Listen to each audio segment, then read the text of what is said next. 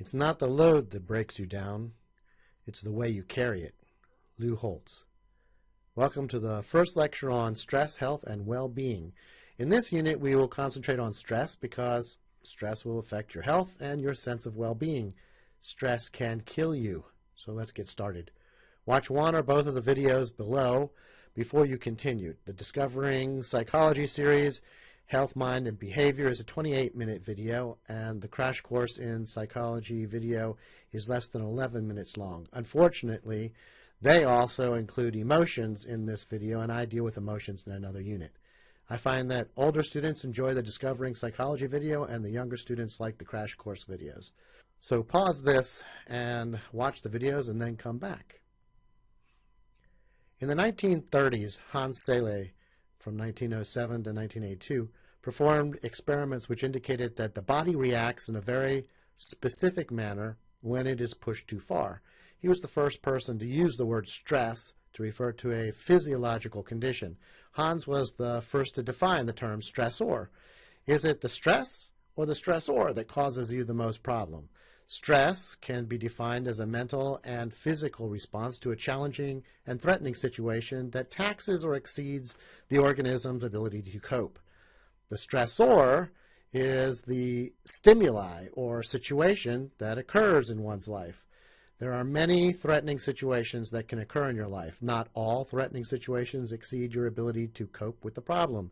If you can easily deal with a threat, then it will not produce stress. However, the exact same situation, the exact same stressor that you ignore will cause problems for another person. The stress comes when you perceive it as exceeding your ability to cope with the problem. A person's response to the stressor depends on many different factors. The effects of stress, which are internal, psychological, physiological, mental responses, depend more on the intensity and duration of the stress itself rather than on the source, the stressor. For example, there are plenty of you that would have enough money in your bank accounts to change a tire on your car if you came out in the morning and your tire was flat. You would probably have a spare tire in your car and know how to get to it and how to use it. One tire being flat in the morning is not so bad. You can handle it. There is some stress caused by the situation, but it isn't very bad because the situation doesn't exceed your ability to cope with it. If you came out and found all four tires flat, well then, the stress that you feel would be much higher and your body would react to the stress level. That reaction is more important than the situation. The situation, the fact that there are four tires that are flat, is not as important as the reaction to that situation. Some people would be able to handle it, others not. The stressor is not as important as the stress you experience. It is the stress that affects your life and your health. When any out-of-the-ordinary event occurs, we analyze the situation. This initial evaluation is known as the primary appraisal. It is our initial subjective evaluation of a stressor. During the primary appraisal, we balance the demands of the stressor against our ability to meet those demands. Some people are very good at primary appraisal. They can look at a situation and immediately determine reasonably that they can deal with the problem. Other people fly off the handle immediately as soon as the stressor occurs. They're not very good at primary appraisal. They are much more emotional than logical. They would be able to handle the situation if they analyzed it logically, but they jump immediately into an emotional episode instead of using logic to look at the problem and determine whether they can deal with it or not. Emotions trump thought. They have much higher stress level reactions to the same situation that another person handled without stress. There are different types of primary appraisal. There's a harm-loss appraisal, which elicits negative emotions. This occurs when injury or loss has occurred. There's a threat appraisal, which elicits negative emotions. This occurs when we are threatened. We know there's something about to happen and there's nothing that we can do about it. Another type of primary appraisal is a challenge appraisal, which elicits both positive and negative emotions. And we will discuss hardy people in this unit. Hardy individuals love a challenge and see it as a positive event. Non-hardy people see challenges as a negative event. In a challenge, there is potential for gain and hard work. Hardy people focus on the gain, non-hardy people focus on the work. Here's one model of stress. On the left, we see what the person contributes both physically and psychologically. A physiological characteristic might be the person's physical health. Your physical health in any situation will determine how you handle the situation. If a person is very healthy and they break their arm, they deal with it better than if they were sick already before they broke their arm. Constitutional vulnerabilities are factors related to a person's genetics and early development. Some people are born more emotional, others more logical. Some people are taught to see the problems while others are taught to see the opportunities. Your constitution is determined by your genes you were conceived with and the way you were raised. Your psychological characteristics are your mental health factors. People with good mental health can deal with little problems. The problems don't matter. People with poor mental health react very differently to the small problems. Self-concept is how you feel about yourself. If you feel good about yourself, then problems just roll off your back like water off a duck. If you have low self-esteem, low self-concept, low self-efficacy, then little problems can really become mountains instead of molehills. You are born with a specific temperament, which we study in the personality section, and that temperament will dictate how you react in certain specific situations. You carry your psychological characteristics to every situation that occurs in your life. Cultural attributes are learned mannerisms. Some cultures may define a situation as a problem, while others may not. We learned how to deal with situations in our lives. We learn the meaning of an event and the expected responses to that event. As a child, we see how those around us react to situations, and we learn how to respond to those situations. You are taught how to evaluate a situation and the expected responses. For instance, in a situation where a child either meets or fails to meet a goal, children in Asian collectivist cultures do not feel as much pride or shame as children raised in individualistic cultures. In one study of island life, the women most valued in that island were those with the most weight. Skinny girls had a lot of stress. In other cultures, it is the opposite. The resources that you have available will determine your reaction to stressors. Some people have a lot of money. They can throw a lot of money at a situation and get it fixed. Someone with less money may react with more stress over the same situation. If all 4 tires are flat and you have the money to purchase 4 new tires without any hit to your bank account, a butler who can change the tires instead of calling a service, and a second car to drive while the other one's being fixed, then 4 flat tires is not a big deal. I blew out all 4 tires in my car when I was in my early 20s. I was going to movies and was unfamiliar with the roads. I turned too far to the left and ended up going into traffic headed my way. I pulled the wheel right, jumped the curve, and blew all 4 tires. I called my dad for help. The important thing, though, was that we all got to the theater in Washington, D.C. to see the first showing of Star Wars. Medical care is a resource that some don't have. If a person has the ability to get medical care, then medical problems are not an issue. God forbid any of you don't have medical insurance or the ability to get medical care. If you have no insurance, you know what it's like to get sick. For those of you who have medical care, it's hard to imagine an emergency where somebody has a simple cut and it's infected and it requires an emergency room visit. So what? Go to the hospital. Well, if you don't have insurance, if you don't have the ability to get to medical care, it is a big deal. A little scrape that gets infected can be traumatic.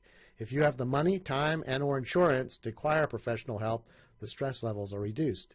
Support networks, social supports, are a type of resource. If you have lots of people around you that can help you, friends that you've made, family that you have in your area, then that helps alleviate the stress in certain kinds of stressors. Stressors come from the environment. They can be psychological stressors or social stressors. Remember that stress is not always about a bad situation. If you're about to get married, you're under stress. It's a social stressor. When you're promoted to a better paying job, you're under stress.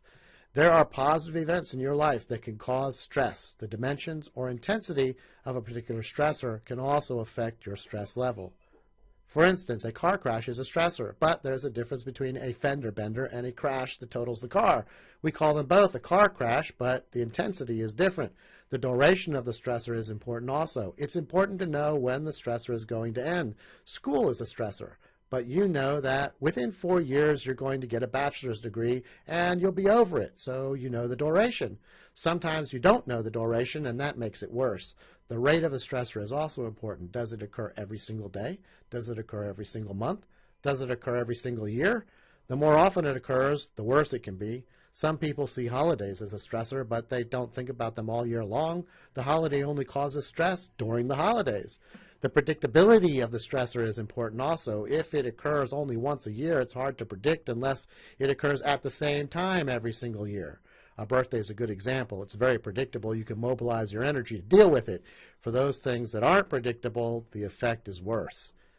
These parts of the stress model are part of your primary appraisal of a situation. You take all of them, the material that you have available, the resources, the stressor itself, the intensity, the duration, predictability, environmental, psychological, social, and you run through them in your brain. You think about the stressor. Possible reactions that can occur might be physical responses. You might get an upset stomach or migraines. You might sweat, display behavioral issues like anger, other emotional reactions. You might get so emotional that you lose the ability for rational thought. And these are all possible reactions to stress. There is one huge, massive stressor which is called a catastrophic stressor. When a person goes through a catastrophic stressor, there are 5 phases a person can experience. An example of a catastrophe could be when the United States was attacked on September 11, 2001. Hijacked planes flew into the World Trade Center and the buildings collapsed. A plane flew into the Pentagon in Washington, D.C., and another was headed for the White House. But the passengers attacked the hijackers and the plane, Flight 93, crashed in Pennsylvania instead of making it to the White House. There is a memorial to those passengers in Pennsylvania. Another for those who lost their lives in the Pentagon crash is just a few feet from my father's grave in Arlington National Cemetery. This was a catastrophe felt by everyone in the United States. The first phase described is called psychic numbness. The person's perception is a deadening or numbing of feelings. They don't feel as bright or as well as they used to. They can also have a diminished response to the outside world. They're wandering aimlessly through their world. The victim may have a loss of interest in one or more significant or previously enjoyed activities. For instance, they may have loved to go to school. Now they have no desire to go to school, no desire to go to work, no desire to have a family life or to go on outings, recreational activities, or even intimate relationships. They lose all desires and interests in anything that attaches them to life. They may feel a detachment or separation from other people or feel that things aren't real, as if they're walking through some sort of story that isn't about them. They may feel lethargic, listless, withdrawn, or depressed in this stage of psychic numbness. The next stage can be described as the automatic action phase. People feel like a robot or automaton. The victim will display automatic patterns of actions that are accomplished without thinking about the action that's being performed. They go back to work. But at the end of the day, you may ask them, well, how did you do at work? Work? I don't remember anything about work or being at work. I don't remember even going to work or coming home from work. They behave automatically without thinking about it. It's like they've been programmed and they are following the program. When the program is over, they don't remember anything about it. Then there's the communal effort stage where people who shared the experience enjoy a sense of community comfort. Hey, you experienced this, I also experienced this, we have something in common, we are part of a community. In the United States, after the attack, everybody put up American flags. They were everywhere. They were on boats, cars, motorcycles, bicycles, houses, even dog houses. It brought the United States closer together. We were a community. There is, however, a sense of great weariness and a loss of energy at this point. The victims are finally releasing all the tension that's built up from the catastrophe. Another stage is called the letdown stage. In this stage, a person's energy is depleted and they sit and they think about the tragedy that they've just gone through and begin to comprehend how enormous it is. Along with this, there's a sense of abandonment as they see other people recovering. They feel let down as if they're being left behind by the others who have gotten on with their lives. The Italians in New York like to say, forget about it. But we never forget about it. Instead, we get over it. We adapt to it. It becomes a part of our life. We could try to ignore it, try to forget it, try to believe that it didn't occur, but it did. To recover, the victims need to incorporate the event as part of their lives and realize they can continue. A terrorist attack like 9/11 event doesn't happen very often in the United States. However, it happens daily in some countries like Palestine and Israel. In the United States, we have had other similar events. Tim McVeigh bombed the federal building in Oklahoma City in April 1995 and killed hundreds of people, including children. No society is immune to stupid people. Mother Nature lends a hand as well. Katrina, demolished New Orleans in August of 2005. The country watched it happen and felt the shock of the catastrophe. But the rest of the country recovered more quickly. In Los Angeles, people watched the World Trade Centers fall. They saw the bombings and the floods on TV. They felt the shock of the event. They went through the stages to recovery faster than those living the event in New York, Oklahoma, and New Orleans. Once the TV stopped showing the tragedies, it was over for them. It is easier to recover when you no longer see it on the news. In New York, there was a giant area of the city that was blocked off with large twisted buildings in the center. They lived the event every day as it was cleared away. A new building took its place as a monument to those who lost their lives. It takes longer to incorporate the event when you live it every single day. So the people of New York felt left down. The feeling of being let down occurs because you've not yet incorporated the information into who you are. You don't want to. You don't want to accept that this is part of you. When you finally do get to that point, you're at the recovery stage. In recovery, the victim begins to adapt to their new life situation and includes the experiences as part of who they are. That's the 5 stages, phases of a catastrophic stressor. You do not have to experience all of them or in the order presented. That's it for this lecture. I'm going to stop here. It's time for a break, guys and gals. Go get a cup of coffee. Go do something other than study. Maybe play the hangman game. There is a crossword for the entire unit, but the hangman game is made for each slide. Take 15 minutes or so, then go to the next slide. Distributed learning is the best learning, and we will continue the study of stress and health in the next lecture. Talk with you then.